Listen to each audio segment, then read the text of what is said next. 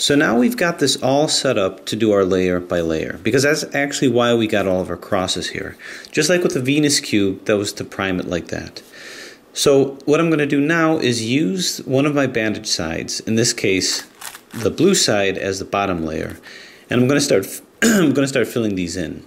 But bear in mind, what you don't want to do is you don't want to move the bandage layer. So try to finagle it to where everything is moved by the non-bandage side. So we start off with, say over here, blue, yellow, and orange. So that's going to want to move into here, actually down over here.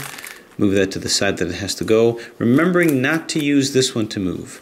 So bring this across, back up, then find another one here,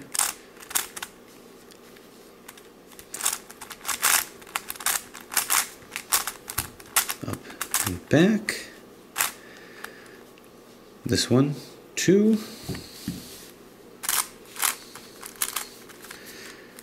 now don't panic as you see that we appear to be ruining all that good work that we did, but the lesson that we learned from the Venus cube is that it'll all be okay. So I'm going to move this into place without moving my bandage side. Okay, so here's our first layer. So we have our first layer, we just have to start moving things into the second layer here. So let's see what we need to get.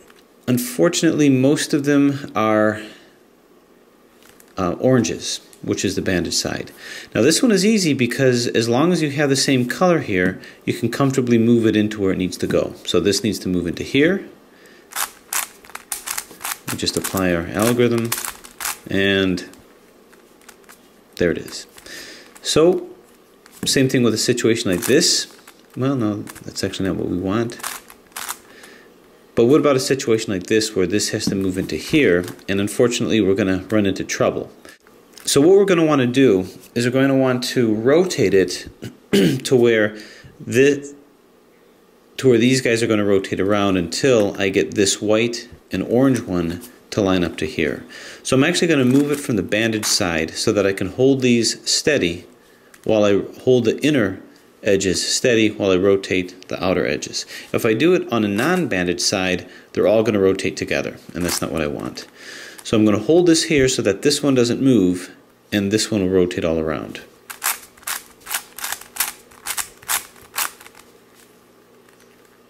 And not yet. Not quite where we want it yet. And that's what I want. Orange and white. Move it over here so I can easily move it down to here.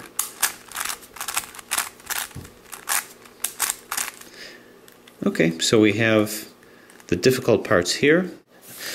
So now that we've solved the difficult parts, we just want to put these in line. So looking up here, we've got red and yellow. So if I move this here, I just want to move this down to here. So apply the algorithm, that's where it needs to be. So now we have almost all the middle layers solved. We just have to put this in line now, and this becomes easy.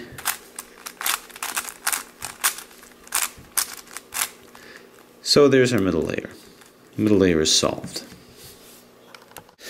So let's explore some other issues that might happen when trying to solve the middle layer here.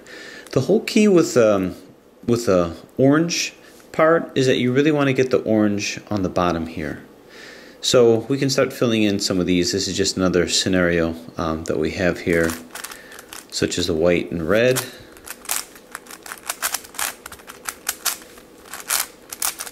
And that goes into there pretty well. But what are we going to do about a situation like this? We might as well put our red in here. Okay. So in a situation here where this is on the top, I want to somehow get this to the bottom. There's a couple of ways that we can try to do that. Obviously, if I attempt to move this in, if I attempt to move this down here, I'm just going to mess up the edge. So one possible technique, well actually already here, just by moving things around, I actually got this on the bottom. So I just need to put the orange one, move that over to here so that I can fill this middle in pretty effectively. So it just means doing the algorithm that will switch these around. So I'm just going to put these, I'm going to put this away from the scene of action and just rotate this around until it meets the orange one here. So you can see that's what it did, yellow and orange. So I'm going to put this here and I can comfortably move this into this position. So if you don't find this, if you find these on the top like this, just keep solving until you get it down to the bottom area here. Alright, so this is where it needs to be. We still have this situation where this is up. Ideally speaking, this would be down and meet up with this guy over here. So what I'm going to do is I'm actually going to do our last cross algorithm purely to flip this guy, just for the sake of ease. Just for the sake of getting it to where we want it to be. So imagine moving this away from this bandaged edge and trying to get this to where it flips. So we'll just do a F, R, U, R, U, F. And not quite where we want it. So, oh, actually, I'm sorry. It is where we want it. So we managed to get it to flip over there. So then we just apply the same strategy. As we got that to flip, we need this to move over here. So, and just like magic, there's where it is. And move this into position. Now, it just took a little bit of figuring out, knowing the variables that you're dealing with and using algorithms in order to flip it into here and move things where they're supposed to be. And lo and behold, that's fixed over there. If there's any questions or refinement of any of these techniques, let me know. Otherwise, we can work on our last layer by the usual techniques. We already have our cross here. So that's good, otherwise you know how to get that. Now we have to start rotating these, which is exactly what you learned when doing supercubes and previous planetary cubes. So keeping ourselves away from this bandage edge, we're gonna do an adjacent middle swap to these guys here.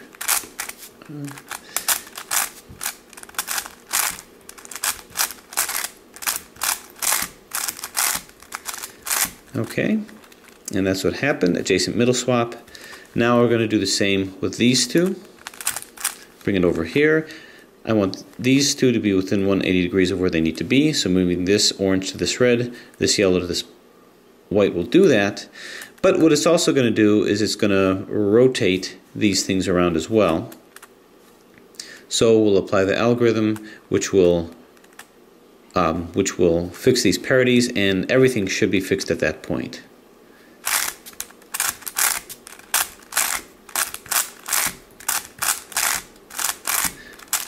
And as predicted, all of these were put in line, so all is right with the world.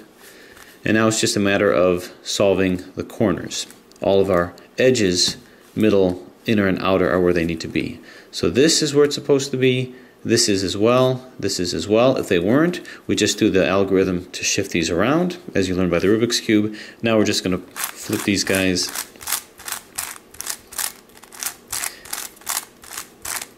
into place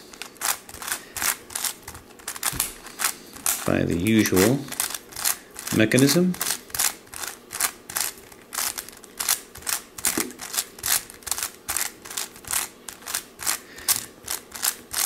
And what we have is we have solved our outer shell, and now it's just a matter of putting in the inner corners.